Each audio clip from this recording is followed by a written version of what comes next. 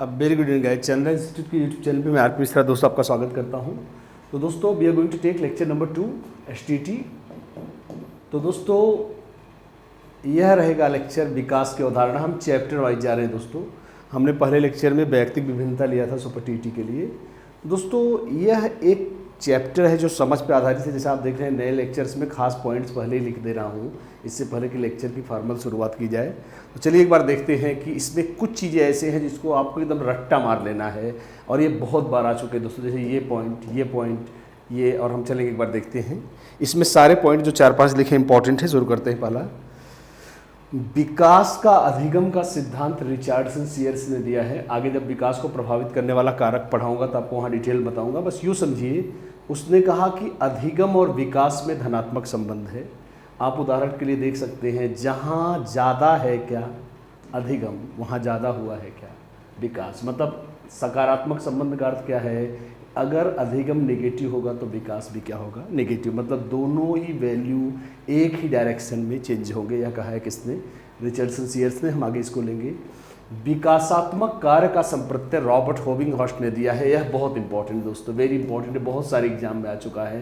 देखिए आपको थोड़ा सा बता दूं, इस शब्द का अर्थ होता है उम्र के अनुसार विकास। मतलब जैसे आपका बच्चा 18 महीने का है और अभी चल भी नहीं पाता, सही से रेंग भी नहीं पाता, मतलब वो बहुत पीछे चला गया है किसमें, विकासात्मक कार्य में। मतलब उम्र के अनुसार सही विकास होना ही दोस्तों उचित क्या है, विकासात्मक कार्य है। और जैसा मैंने आपको कई बार वैसे बताया है, हम बाल विकास में गर्भावस्था से लेकर किशोरावस्था तक का क्या करते हैं, अध्ययन करते हैं। चौथा पॉइंट फिर से बहुत इंपॉर्टेंट है, पेस्टोलॉजी। वास्तव में बाल विकास का असली जनक किसको माना जाएगा, पेस्टोलॉजी को। सर्वप्रथम बाल विकास का वैज्ञानिक अध्ययन इन्होंने प्रस्तुत किया, जिसमें उन्होंने अपने ही एक 3.5 वर्षीय पुत्र का लगभग बहुत गहन अध्ययन किया दोस्तों।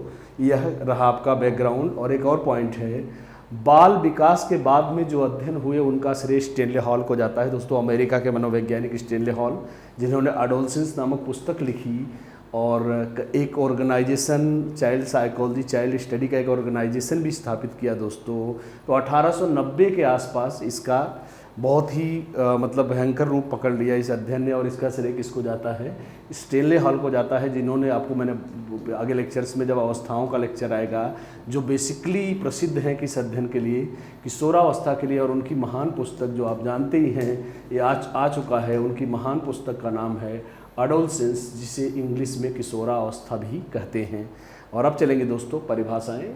देखिए दोस्तों, मैं आपको बता दूं, ये परिभाषाएं बहुत ही इंपॉर्टेंट हैं। इसलिए नहीं कि ये परिभाषाएं हैं, इसलिए कि इन्हीं परिभाषाओं से आप पढ़ सकते हो पूरा का पूरा विकास का चैप्टर। तो चलिए शुरू करते हैं। मैं इधर खड़ा हूँगा और ताकि आप स्क्रीनशॉट भी ले सके। पहली परिभाषा है दोस्तों, विकास एक सतत एवं धीमी प्रक्रिया है, बाय स्किनर। देखिए दोस्तों, मुझे लैमार्क का कथन याद आता है, जिराफ के अध्ययन वाला बायोलॉजी। थोड़ा देखेंगे। आपको क्या लगता है, जिराफ की गर्दन कोई एक पीढ़ी में लंबी हो गई? नहीं, इंच भर परिवर्तन होने के लिए दोस्तों हो सकता है हजारों पीढ़ियां निकली हो किसकी, जिराफ की दोस्तों। क्योंकि जिराफ मानव से पहले था। और अब देखेंगे, मतलब विकास एक सतत, एक तो लगातार चलने वाली प्रक्रिया है। थोड़ा हम रोज़ कुछ न कुछ नया सीख रहे हैं, तो यह हमें विकास का कुछ न कुछ पक्ष रोज जुड़ रहा है। और जैसा बता ही चुका हूँ, यह धीमी प्रक्रिया है, इंपॉर्टेंट है, डेफिनेशन कई बार आ चुकी है। दूसरी परिभाषा है वुडवर्थ की, क्या, बालक का विकास वंशानुक्रम एवं वातावरण का गुणनफल होता है। देखिए दोस्तों, मैंने कई लेक्चर्स में बोला, आपको फिर बोलूँगा। देखिए, जन्म से यह निश्चित है कि पैदा हुआ मानव शिशु चलेगा जरूर, यह वंशानुक्रम से प्राप्त है उसे, पर जल्दी चलेगा या देर चलेगा यह किस पर निर्भर करता है, वातावरण पे। कैसे समझते हैं, जैसे एक बच्चा मिट्टी खाता है, आपने देखा होगा कैल्शियम का लेवल बॉडी में गिरेगा, और वो कई बार उसका जो चलने का टाइम है वो आम बच्चों से 2-3-4 महीने लेट हो जाता है। तो यह प्रभाव कहाँ से आया, वंशानुक्रम। तो आप क्या देख रहे हो, जैसे बुद्धि, ऐसा साइकोलॉजी कहते हैं, ऐसा साइंस कहता है कि बुद्धि जन्मजात होती है दोस्तों, पर यह प्रकट कैसे होगी यह किस पे निर्भर करेगा, वातावरण। मतलब बुद्धि एक शक्ति के रूप में, एज एन एबिलिटी, इंटेलिजेंस को हम हेरिडिटी, वंशानुक्रम से प्राप्त करते हैं, पर इसका प्रकटीकरण, उचित प्रकटीकरण दोस्तों कैसे होता है, वातावरण से होता है। जैसे आप देख रहे हैं दोस्तों, हमारे देश में रेलवे की ग्रुप डी के लिए करोड़ों फॉर्म पड़ रहे हैं, बड़े बड़े PhD होल्डर्स फॉर्म डाल रहे हैं। तो वंशानुक्रम में बुद्धि दी है, पर सही प्रकटीकरण के लिए हमारे देश में वातावरण मौजूद नहीं है दोस्तों। यह कहता है किसका डेफिनेशन, वुडवर्थ का। और अब सबसे दुनिया का बेहतरीन डेफिनेशन जिसका मैं खुद फ़ैन हूँ दोस्तों, मुझे सबसे सटीक लगता है दोनों परिभाषाएं, पर मैं हरलॉक को पहली वरीयता दूंगा। एक महिला मनोवैज्ञानिक लेडी एलिजाबेथ बैरेट हरलॉक, विकास एक क्रमिक परिवर्तनों की श्रृंखला है जिसके फलस्वरूप नवीन योग्यताओं एवं विशेषताओं का जन्म होता है। दोस्तों मुझे यकीन है आपने स्क्रीनशॉट लिया होगा, इसलिए मैं सामने आके थोड़ा सा चाहता हूँ थोड़ा सा एक्सप्रेशन भी देखें आप। देखिए दोस्तों क्या होता है, यह ये कहता है कि विकास केवल कितनी बार होता है, एक बार। अब आप कहेंगे इसका मतलब क्या है, फिर विकास आजीवन कैसे चलता है। एक एरिया में विकास कितनी बार होगा, एक बार। उसके बाद आजीवन चलने का अर्थ है कि अगले एरिया में विकास होगा। कैसे, जैसे आप समझो बच्चे में रेंगने की आदत का विकास कितनी बार होगा, 10 बार नहीं, केवल एक बार। बच्चे में बोलने की आदत का विकास कितनी बार होगा, एक बार। पर हर समय हम कुछ न कुछ नया सीख रहे हैं, इसलिए यह आजीवन तो चलता है पर अलग अलग क्षेत्रों में। अर्थात दोस्तों कहने का अर्थ क्या है, अगर एक शब्द में विकास को परिभाषित किया जाए तो विकास किसी व्यक्ति में एक ऐसी आकृति, एक ऐसी विशेषता या एक ऐसी क्षमता का जन्म लेना है जो उसमें पहले मौजूद नहीं थी। तभी तो माना जाएगा कि विकास इस नई आदत का बंदे में क्या हुआ है, विकास हुआ है दोस्तों। यह वजह है कि यह दुनिया की सबसे बेहतरीन डेफिनेशन है और उससे भी कुछ मायनों में दमदार या वैसी ही परिभाषा है एक और मनोवैज्ञानिक गेसेल की। क्या देखेंगे एक बार, आपने देखा होगा वो क्वेश्चन बहुत आता है सीटीटी या सुपर टीटी, बहुत सारे एग्जाम्स में आ चुका है, विकास गुणात्मक है या मात्रात्मक है। तो यह परिभाषा ध्यान से देखिएगा, आप पूरा चैप्टर ही समझ जाओगे। विकास एक अवधारणा से बढ़ कर है जिसका निरीक्षण, मूल्यांकन तथा शरीर रचना, अंग विश्लेषण तथा व्यवहारात्मक इन 3 रूपों में मापन भी किया जा सकता है। अगर मैं इस डेफिनेशन को शॉर्ट में करूं तो कह रहा है कि विकास का निरीक्षण हो सकता है, आप देख सकते हो विकास कैसे हो रहा है, तथा मूल्यांकन कि क्या विकास सही उचित दिशा में हो रहा है, और इसका मापन भी हो सकता है। कैसे, शरीर रचना कितनी लंबाई बढ़ी घटी, अंग विश्लेषण या फिर व्यवहारात्मक परिवर्तन, चलना रेंगना, इन क्रियाओं के द्वारा। मतलब दोस्तों गेसेल की परिभाषा क्या कहती है कि विकास एकमात्र लिखने की किताबी अवधारणा नहीं है, बल्कि यह एक साइंटिफिक कॉन्सेप्ट टाइप का है जिसमें मूल्यांकन, इवैल्यूएशन, ऑब्जर्वेशन और साथ ही साथ मेजरमेंट कर सकते हैं अगर इन 3 पक्षों को शामिल कर दिया जाए तो। और दोस्तों लास्ट में एक और डेफिनेशन ले रहे हैं मुनरो की, विकास भ्रूणावस्था से वृद्धावस्था तक होने वाले परिवर्तनों की श्रृंखला है। यह कहा है किसने, मुनरो ने। और दोस्तों अब एक बहुत ही मज़ेदार पॉइंट, विकास एवं वृद्धि में अंतर। दोस्तों ये बहुत आता है पॉइंट, सीटीटी में भी बहुत बार आ चुका है, तो मैं चाहूँगा इसको एकदम बहुत छोटे छोटे कुछ दमदार पॉइंट्स में। पहला, वृद्धि दोस्तों क्या होती है देखी जा सकती है, क्या है मूर्त है। जैसे अब सिंपल सी बात क्या है, आपने एक छोटा सा पौधा लगाया, 5 साल में वो कितना बड़ा हुआ है यह आप देख सकते हो, यहाँ तक कि माप भी सकते हो। इसलिए वृद्धि क्या है, मूर्त है। पर किसी बच्चे में कितनी भाषा का विकास हुआ है या कौन कौन सी क्षमताएं विकसित हो गई हैं, यह मात्र आप देख कर नहीं जान सकते। मानसिक विकास को क्या आप देख सकते नहीं, बौद्धिक विकास को आप देख सकते नहीं। मतलब विकास का ज़्यादातर भाग दोस्तों क्या है, अमूर्त है। अगला, मात्रात्मक। मैंने अभी पौधे की बात की, अगर आप पौधे की लंबाई को देख सकते हो तो निश्चित ही कर सकते हो आप उसका क्या, मापन। दोस्तों क्या कर सकते हैं, मापन। अर्थात जिस चीज़ को आप किसी यूनिट में, मात्रात्मक क्या होता है कि किलोग्राम, लीटर, सेकेंड्स, अगर आप इसे बदल सकते हो यह मात्रात्मक है। और वृद्धि केवल दोस्तों मात्रात्मक होती है। यह दोस्तों ज़्यादातर लोग ये समझते हैं कि वृद्धि केवल एक बार सीटीटी में आया था, बहुत लोगों ने गलत किया। हमको लगता है कि केवल अमूर्त है, इसलिए क्या है, गुणात्मक है। लेकिन दोस्तों आपने पढ़ा होगा, आगे आपको अवस्थाएं पढ़ाऊंगा, आपने देखा होगा लिखा रहता है कि बच्चे के मस्तिष्क का 90% विकसित हो जाता है केवल किस अवस्था में, शैशवावस्था में। अब दोस्तों यह तो तभी पॉसिबल है जब थोड़ा बहुत हो सके मापन। अर्थात गुणात्मक होने के साथ साथ कुछ बच्चों में विकास दोस्तों क्या है, मात्रात्मक है। कुछ समय बाद, दूसरा पॉइंट और भी मज़ेदार है, कुछ समय बाद वृद्धि क्या हो जाती है, समाप्त। जैसे हम आप वयस्क हो चुके हैं, हमारे आपके शरीर के किसी भी अंग की लंबाई अब नहीं बढ़ रही। कहने का अर्थ क्या है कि आप यूँ कह सकते हो कि हमारे हाथ पैर, हमारी लंबाई अब नहीं बढ़ रही है। कुछ समय बाद वृद्धि क्या हो जाती है दोस्तों, रुक जाती है। पर अपन कुछ रोज़ नया सीख रहे हैं। यह है वो पॉइंट जो मैंने आपको बताया था, आजीवन चलता रहता है हमारा क्या विकास। कोई ना कोई, भाई आज आपने फुटबॉल खेलना सीखा, एक नई आदत का, एक नई क्षमता का विकास हुआ। कल आप क्रिकेट खेलना सीखते हो, नई क्षमता। आज आपने टाइपिंग सीखा, कल शॉर्ट हैंड सीखा। तो आप में नवीन आदतों का रोज क्या हो रहा है, विकास हो रहा है दोस्तों। इसलिए विकास आजीवन। अगला, वृद्धि की दिशा निश्चित नहीं होती दोस्तों। वृद्धि पॉजिटिव भी हो सकती है, नेगेटिव। जैसे आपको समझाता हूँ, जैसे आप कश्मीर जैसे ठंडे प्रदेशों के तापमान को ले लो, तापमान 0 से ऊपर भी जा सकता है, यह पॉजिटिव वृद्धि होगी। सूर्य के नीचे जाएगा, यह भी ग्रोथ है पर निगेटिव है दोस्तों। पर विकास हमेशा सिर से किसकी तरफ होगा, पैर। अब ऐसा थोड़ी होगा कि बच्चे की उंगलियां पहले बनेगी और लास्ट में मस्तिष्क का निर्माण होगा गर्भ में, ऐसा नहीं हो सकता दोस्तों। इसलिए विकास की दिशा हमेशा क्या होती है, निश्चित। पर वृद्धि पॉजिटिव या निगेटिव भी हो सकती है।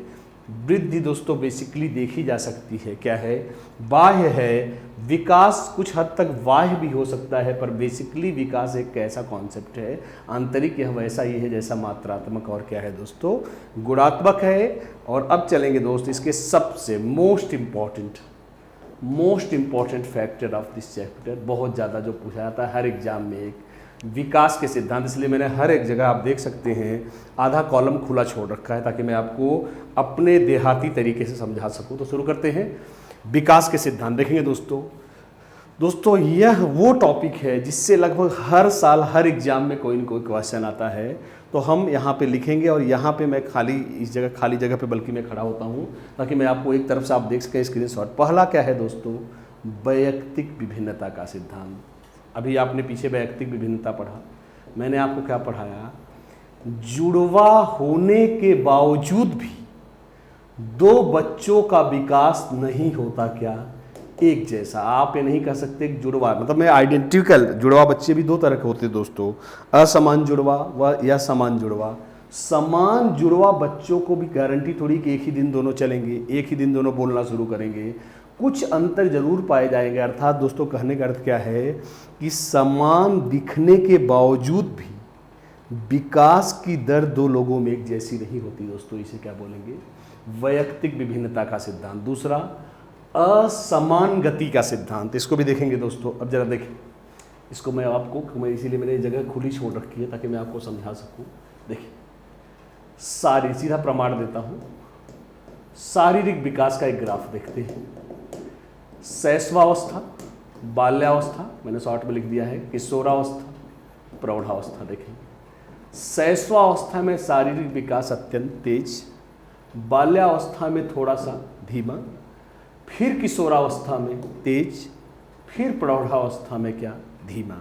मतलब दोस्त आप क्या देख रहे हैं, विकास तेज धीमा, तेज धीमा, मतलब अधिगम का मिश्रित वक्र बन रहा है, जिससे साफ मैं आपको सीधा बायोलॉजी पे ही इसीलिए लेके जा रहा हूँ। यह चैप्टर ज़्यादातर मैं बायोलॉजी बॉटनी से ही कवर करता हूँ।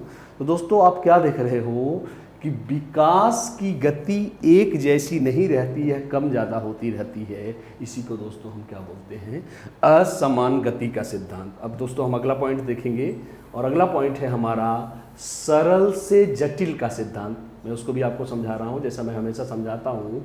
जैसे हम लेते हैं एक किसी भी अनाज का बीज, मान लो गेहूं का बीज लेते हैं और उसी बीज से निकला हुआ क्या लेते हैं दोस्तों, पौधा। या हम बॉटनी ले रहे हैं, फिर हम थोड़ा बायोलॉजी भी लेंगे, पर पहले एक बार बॉटनी पे फोकस करेंगे। जैसे दोस्तों आपने क्या देखा कि बीज एकदम कैसी आकृति है, आसान। क्या बीज में आपको पत्ती दिखती है? नहीं। क्या बीज में आपको तना दिखता है? नहीं। क्या बीज में आपको जड़ें दिखती हैं? नहीं।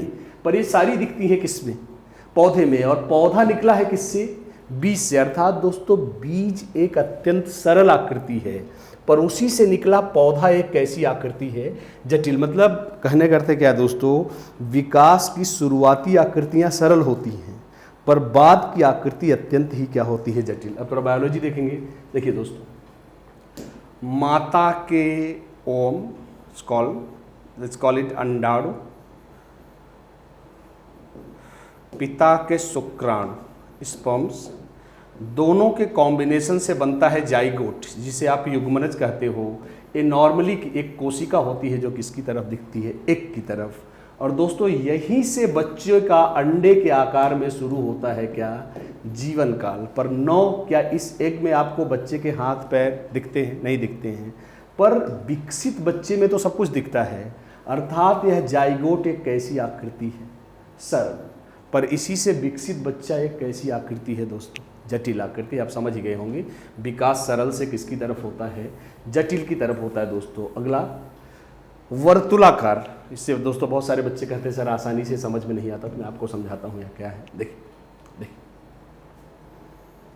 ये रहा, जैसे एक पौधा विकास में, गेहूं का कोई भी पौधा या कोई भी व्यक्ति, जब एक आदमी या एक पौधा यहाँ से विकास करना शुरू करता है ऐसे जाता है। अब जरा सोचिए, अब इस पॉइंट पर यह प्राप्त कर लेता है विकास का चरम, या प्राप्त कर लेता है अपनी पूरी की पूरी क्या? परिपक्वता। तो एक बात तो साफ है कि अब ऊपर नहीं जाएगा, अब यह धीरे धीरे ढलान की तरफ आएगा ऐसे। अर्थात हर विकास का एक होता है क्या? चरम बिंदु। वहां से जाने के बाद विकास किसकी तरफ जाएगा? ढलान की तरफ जाएगा।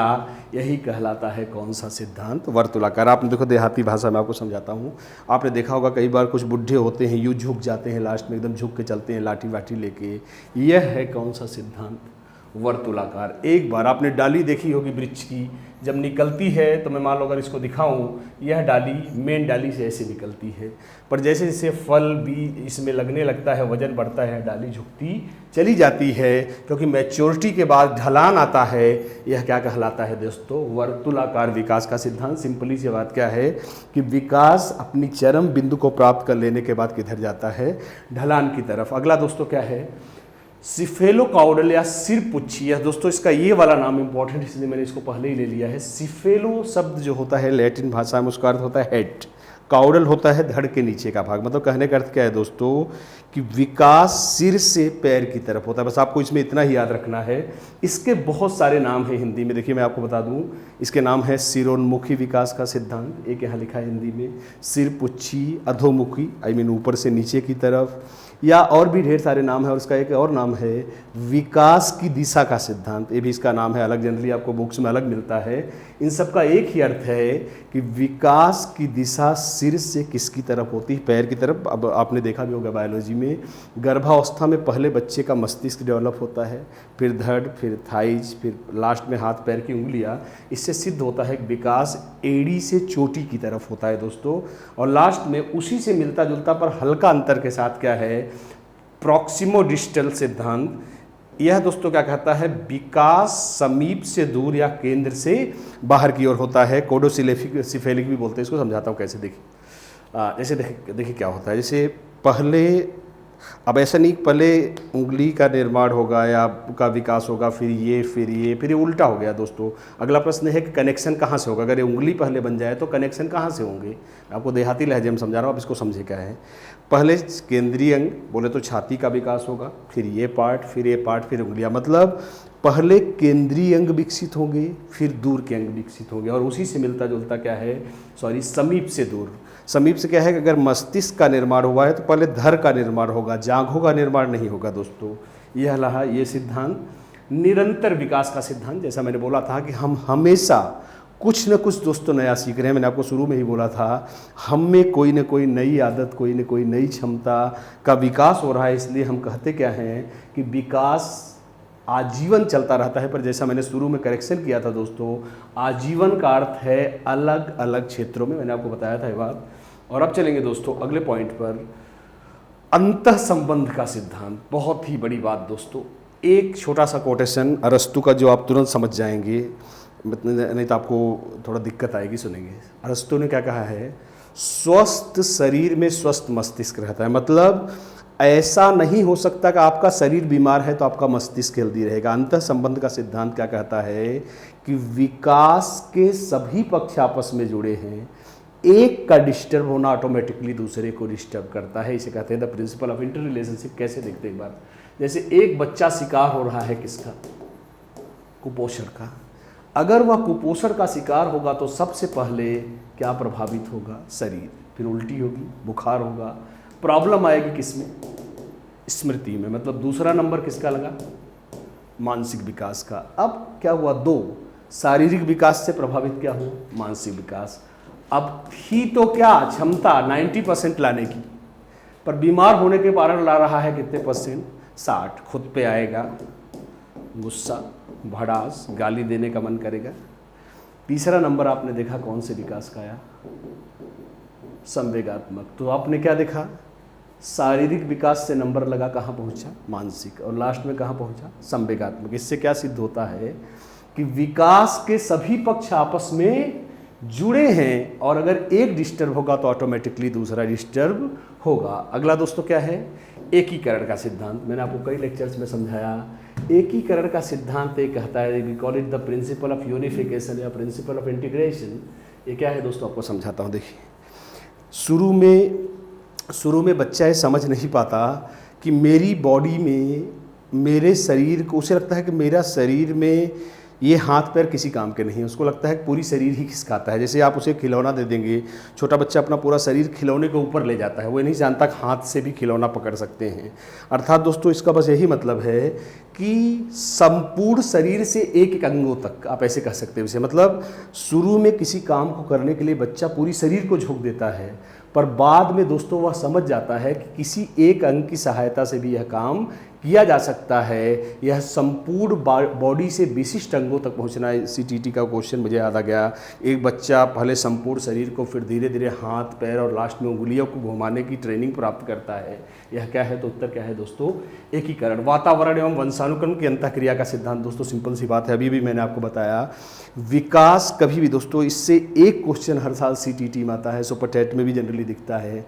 मतलब दोस्तों ये क्या कहता है कि विकास, मैंने आपको पीछे भी समझाया था कि केवल वंशानुक्रम या केवल वातावरण का उत्पाद नहीं होता दोस्तों। इससे सिद्ध होता है कि विकास वंशानुक्रम वातावरण का मिला जुला असर होता है, जो कि अभी मैंने शुरू में वुडवर्थ की डेफिनेशन में आपको समझाया था, गुडनफल। समान प्रारूप या नमूने का सिद्धांत। दोस्तों ये सबसे लास्ट 4 सिद्धांत बहुत ही आसान है, क्योंकि ये निकलते ही हैं एक दूसरे से, इसके बगैर ये नहीं निकलेगा। इस तरह से आप समझे। समान प्रारूप, जरा सोचिए, क्या दुनिया में कोई ऐसा बच्चा है जो पैदा होने के बाद चलता है, या कोई ऐसा बच्चा है जो पैदा होने के तुरंत बाद बोलना शुरू कर देता है? नहीं। क्रम क्या है दोस्तों, रोना, रेंगना, चलना, दौड़ना। मतलब दोस्तों दुनिया में कोई भी ऐसा बच्चा नहीं है जो इस क्रम को तोड़ दे। अगर पापा 10 किलो घी खिलाएंगे तो कोई 18 साल का एक ही दिन में थोड़ी हो जाएगा। अर्थात बच्चा अमेरिका, डेनमार्क, इंडिया, पाकिस्तान कहीं पैदा हो, सबके विकास का पैटर्न एक ही है दोस्तों। इसे क्या बोलते हैं, समान प्रारूप का सिद्धांत। निश्चित क्रम, वही बात है दोस्तों।